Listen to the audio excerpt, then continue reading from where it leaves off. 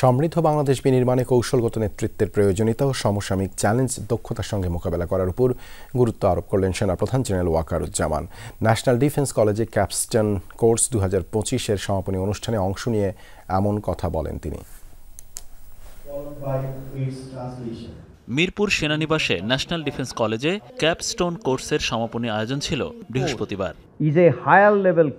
ফেলোদের মাঝে সনদপত্র বিতরণ করেন সেনাবাহিনী প্রধান জেনারেল ওয়াকারুজ্জামান। এ সময় তিনি বলেন, দ্রুত পরিবর্তিত বৈশ্বিক প্রেক্ষাপটে স্বনির্ভর ও দক্ষ জাতি গঠনে তাদের নেতৃত্বের বিকাশে সহায়ক হবে এই course.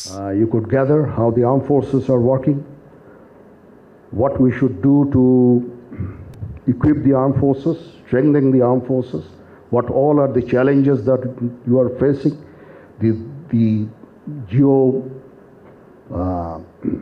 geographical challenges that we are having.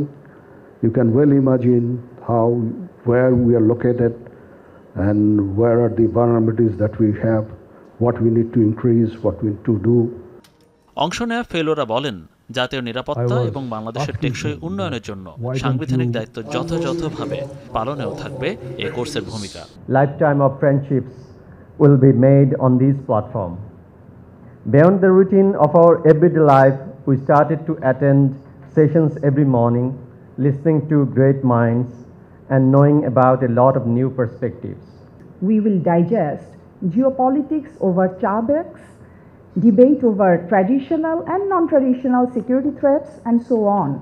The visits to the places of interest were amazing.